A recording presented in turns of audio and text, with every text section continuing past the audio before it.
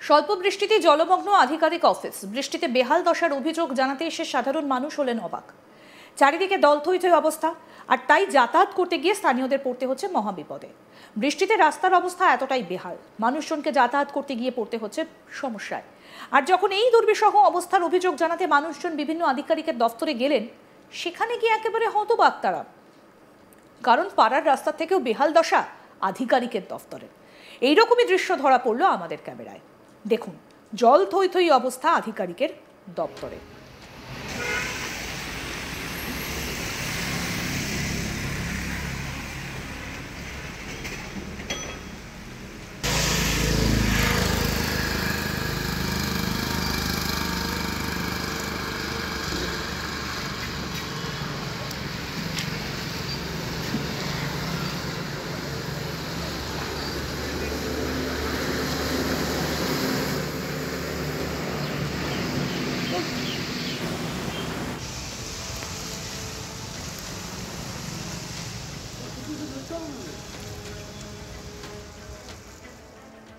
স্থানীয় বাসিন্দা আনন্দ রায় কি বলছেন, আসুন শুনি।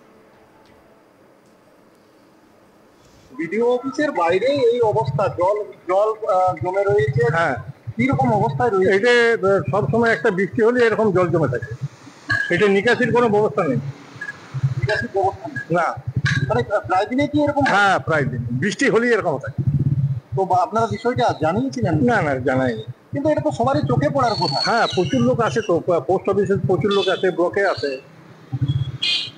চরম দুর্ভোগের শিকার। হ্যাঁ হ্যাঁ, একদম। কি চাইছেন আপনারা? এটা পরিষ্কার হলে ভালো হয়। স্বনির্ভর দলের সদস্যা কি বলছেন শুনবো। পার হয়ে যাচ্ছি, হ্যাঁ একটু অসুবিধা হচ্ছে। কিরকম অসুবিধা হচ্ছে? জলের মধ্যে পার হয়ে যাচ্ছে, অসুবিধা হচ্ছে। এটা কি প্রায়ই হয় এরকম? প্রায় হচ্ছে, যখনই বৃষ্টি হচ্ছে তখনই হচ্ছে। কি কাজে এসেছিলেন? আমাদের গ্রুপে এসেছি, গ্রুপের কাজে। পুরুলিয়া জেলার রঘুনাথপুর তথ্য সংস্কৃতি দপ্তর এবং রঘুনাথপুর 1 পঞ্চায়েত সমিতি তথা ব্লক সমষ্টি উন্নয়ন আধিকারিকের দপ্তরে জলমগ্ন অবস্থা। বেহাল দশা মূল সদর দরজা থেকে আধিকারিকের কার্যালয় পর্যন্ত। হাঁটু ভরা জলে বিভিন্ন সমস্যার সমাধান চাইতে মানুষকে যেতে হচ্ছে আধিকারিকের দপ্তরে। কি বলছেন মনোজ কুমার, জনস্বাস্থ্য কর্মাধ্যক্ষ, শুনবো। আমরাও দেখেছি, আমরা নিজেরাও যখন পঞ্চায়েত সমিতি ঢুকেছি, তাহলে আমাদের অন্য রাস্তা দিয়ে, যেহেতু আরেকটা গেট আছে, সেই গেট দিয়ে ঢুকতেছে, সেখানেও কাদা আছে। এই বিষয় নিয়ে আমরা বসবো এখন পঞ্চায়েত সমিতির সাথে, আলোচনা করব। আর শুধু একটা জায়গা নয়, সমস্যা অনেক জায়গা আছে। আজকে যেভাবে বৃষ্টি হয়েছে আর যেভাবে বৃষ্টি চলে আসছে, আর যেটা শুনছি নতুন একটা ঝুম বলে একটা সাইক্লোন আসছে। এই বিষয়ে রঘুনাথপুর বিধানসভার বিজেপি বিধায়ক বিবেকানন্দ বাউরি জানিয়েছেন, উন্নয়নের স্বরূপ দেখা যাচ্ছে এই আধিকারিক দপ্তরগুলিতে। এদের নিজেদের দপ্তরগুলির এরকম বেহাল দশা রয়েছে, এটা সাধারণ মানুষের গ্রামগঞ্জে বা পাড়ায় গিয়ে কিভাবে সমস্যার সমাধান করবে?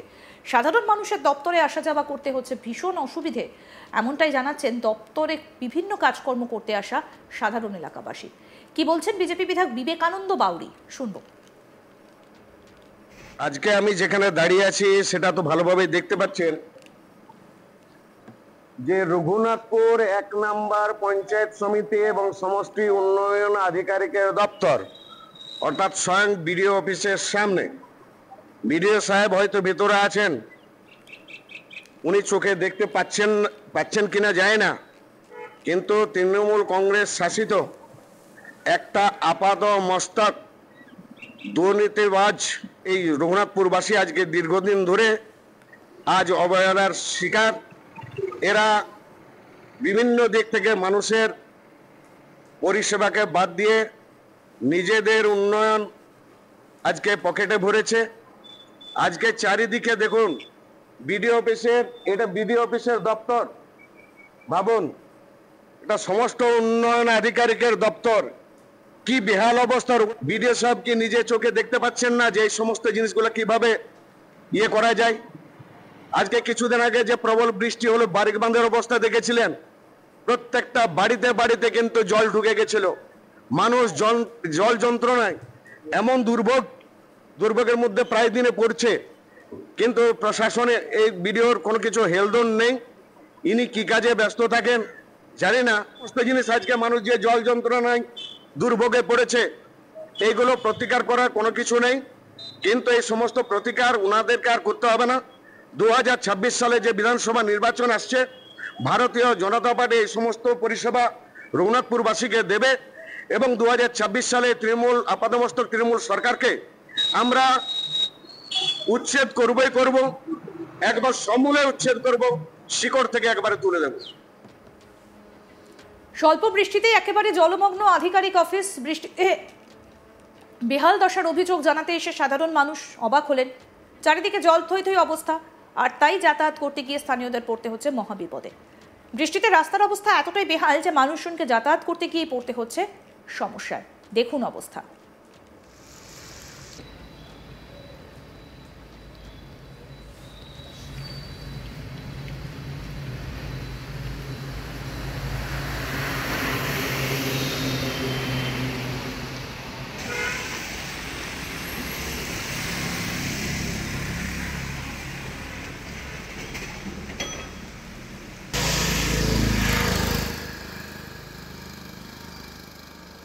কি বলছেন স্থানীয় বাসিন্দা, শুনবো।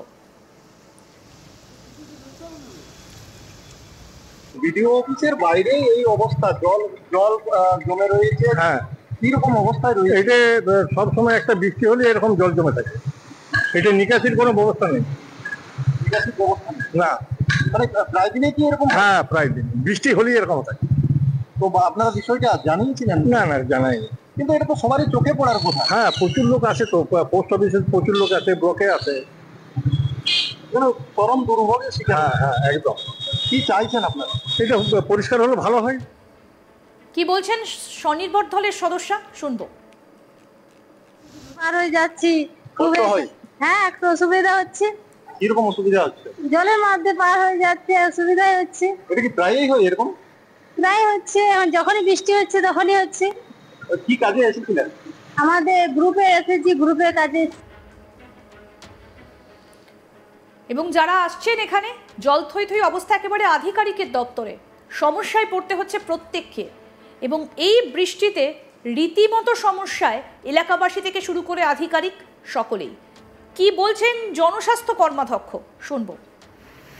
আমরাও দেখেছি, আমরা নিজেরাও যখন পঞ্চায়েত সমিতি ঢুকেছি, তাহলে আমাদের বন্ধ রাস্তা দিয়ে, যেহেতু আরেকটা গেট আছে, সেই গেট দিয়ে ঢুকতেছে, সেখানেও কাদা আছে। এই বিষয় নিয়ে আমরা বসবো এখন পঞ্চায়েত সমিতির সাথে, আলোচনা করব। আর শুধু একটা জায়গা নয়, সমস্যা অনেক জায়গা আছে। আজকে যেভাবে বৃষ্টি হয়েছে আর যেভাবে বৃষ্টি চলে আসছে, আর যেটা শুনছি নতুন একটা ঝুম বলে একটা সাইক্লোন আসছে। আরো আপডেট পেতে দেখতে থাকুন আজ তাক বাংলা। সাবস্ক্রাইব করুন, নোটিফিকেশন পেতে বেল বাটন অপশন প্রেস করুন, হোয়াটসঅ্যাপে ফলো করুন আজ তাক বাংলা।